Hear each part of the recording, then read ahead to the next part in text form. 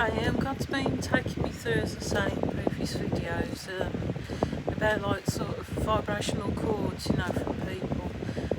Kind of dropped me today, like because I was thinking back when I was young, when I used to wear a lot of makeup, which was like very goth style, a bit like Susie and the Banshees, like I put like black eyeliner, red lipstick, and like try and wipe my face up as best I can, but it didn't quite suit me that much, only if I was like kind of slim. So I was like kind of torn in myself, whereas like I kind of have this show off nature and this sort of like with the makeup and stuff, and it usually came out of like feeling kind of a bit rebellious as well.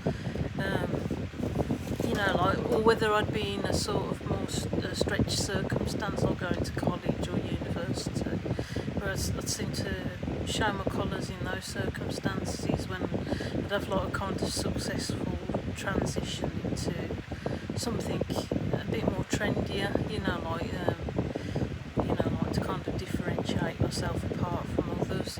And God says that, this is a tribal thing. In ancient bloodline history, it was used to scare the enemy.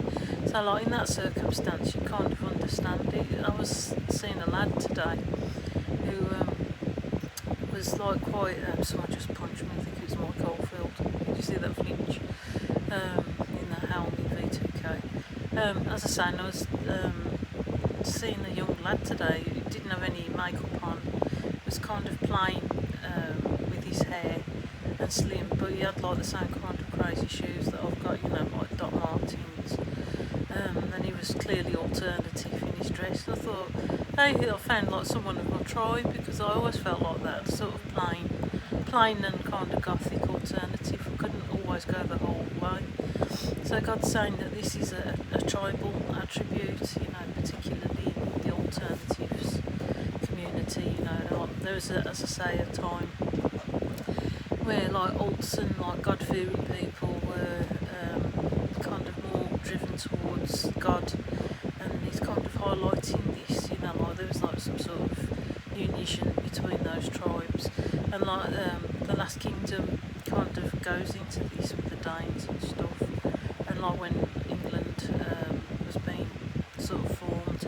How accurate that I don't know, but I know it did happen because I've looked it up. But like I get a lot of flashbacks when I see that programme, like cruelty and things. And something else come up about Tom York, his bloodline, to do with like puppeteering. He's got like some sort of puppeteering thing, and God dropped that he, because of the brutal past, the old England bloodline, that he probably would do puppetry with like body parts and stuff like that. So again, going back to that Last Kingdom thing where like life was brutal, and like there would be nothing to like cut people up on a daily basis. So like I get the feeling that maybe Tom had some sort of